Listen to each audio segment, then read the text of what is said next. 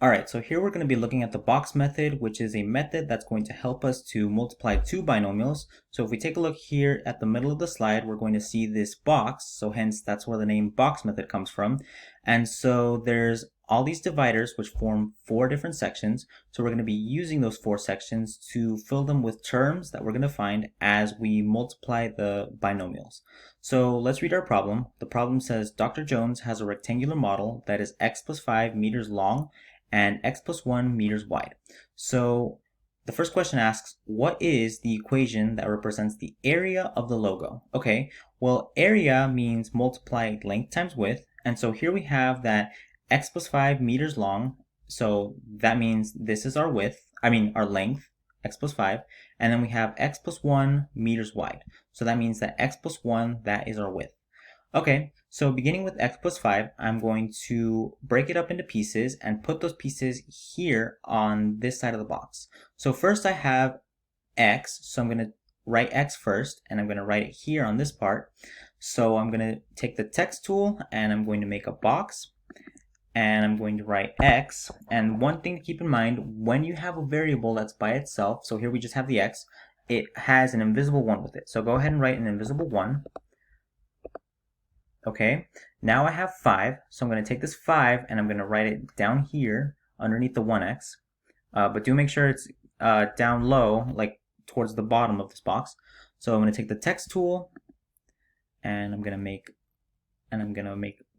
a box right here. Okay, and I'm going to put my 5. Okay, so now x plus 5 is done. Now I have x plus 1, so now I'm going to take this x and I'm going to write it here on this part of the box. I'm going to take my text tool and I'm going to make my box and I'm going to write x, but remember it has the invisible 1. Okay, now I have this 1, so I'm going to take the 1 and I'm going to write it here on this part of the box. So I have my text tool and I'm going to write 1. Okay, so now I have my binomials all set up. So now here in this first section, what we're going to do is we're going to multiply 1x times 1x, and we're going to write the answer in here. So I'm going to take my text tool, make a box,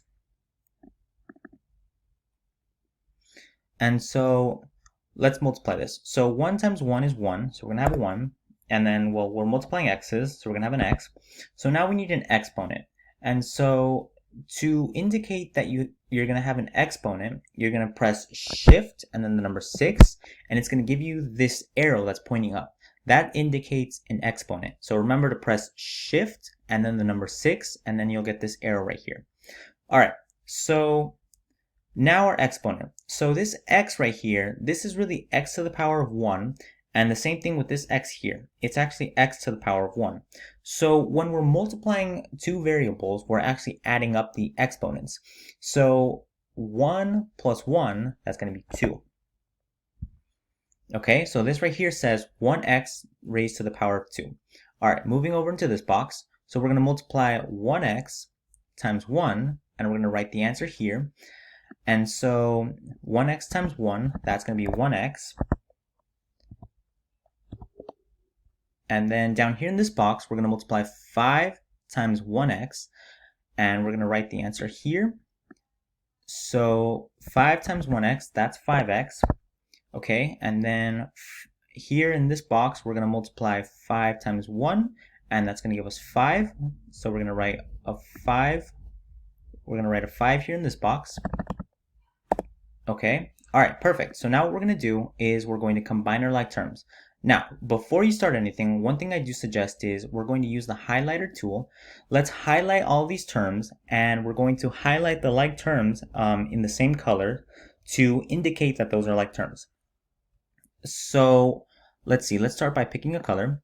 So let's start off with this 1x to the power of 2. So that's a number, and it's right, and it has an x to the power of 2. So if you notice, there's nothing else here that is a number and has x to the power of 2 with it. So that means there's no like terms. So let's just highlight this in one color, and now let's switch colors. So now moving on to this 1x. So that's a number and an x. So if we look around, we do see that there is another number that has an x with it. So it's this 5x. So let's highlight 1x and 5x in the same color. And so that means that these two are like terms. Now, let's move on to the 5. So 5 is just a whole number by itself. So if we look around, we don't have anything that's just a whole number by itself. So we're just going to highlight that in one color. Okay, so now everything's highlighted and our like terms are in the same colors. So now let's start combining like terms. So I'm going to use my text box and I'm going to write some space here. Okay, so beginning with the first one, so we said that 1x to the power of 2 does not have any like terms. So let's just write that out, 1x raised to the power of 2. And we're making an equation, so we're going to put in a plus sign now. Now we move over, and we have 1x and 5x. We said that those two are like terms, so we're going to combine them, which means we're going to add them. So 1x plus 5x is going to give you 6x. Okay, and now the last thing we have is a 5. So we said that 5 doesn't have any like terms, so now we're just going to bring the 5 over. Okay, all right, and there we go. Now we've combined all our like terms, and now we have our equation. So one thing I will ask you to do to indicate that that is your answer is go ahead and use the highlighter tool and highlight your equation, so that way we can see what your answer is. All right, so now number 2 says, if x equals 3, what is the area for Michael's logo? So that just means that since we have x equals 3, you're going to take 3 and you're going to plug it in wherever you see an x in this equation here. So let's start writing stuff out. Let's see. So we have 1x raised to the power of 2, but remember that what we're doing is we're plugging in 3 wherever we see an x. So this right here is going to become 1 times 3 raised to the power of 2. Okay. Next, let's see. Okay, now I have my plus sign. Okay, and now I have 6x. So remember that we're substituting 3 for the x, so that's going to become 6 times 3. Okay, now we have that plus sign, and now we have the 5, so we're just going to bring that down. Okay, so now let's simplify this down a bit. So 3 raised to the power of 2 is 9, so this right here is going to become 1 times 9.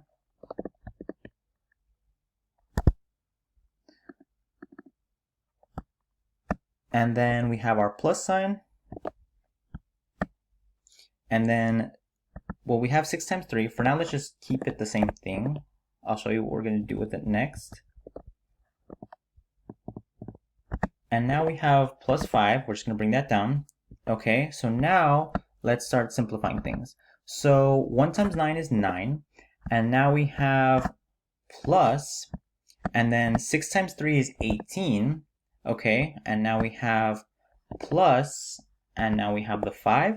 So now let's start adding up numbers. So 9 plus 18 is 27, and then 27 plus 5 is 32. So now we have 32 as our answer to this sum, okay? But now we need to think about the units. So what is this? Is the area 32 inches, 32 feet, 32 yards, 32 gallons? So if we look back at the problem, we notice that we were multiplying meters, because x plus 5 meters, times meters, because x plus 1 meters. So meters times meters is going to get you meters square. So to write your answer down here, take the text tool, write a box, or I'm sorry, make a box. And so we said that we have 32, and then this is meters squared. So what you're going to do in order to indicate meters is just type in m, and then recall earlier what we did to make an exponent. So we're going to press shift, the number 6, that's going to give us our caret, and then we're going to have the number 2 because we're going meters square, or meters raised to the power of 2. Okay, and so there we have it. That is our answer. So we have that our equation is 1x raised to the power of 2 plus 6x plus 5, and then we have that the area is 32 meters square. And once again, I'm going to ask you to please highlight your answer so that way we know where it is. Okay, and yeah, those are our answers. All right, I wish you all the best of luck and make sure to reach out to us if you have any questions.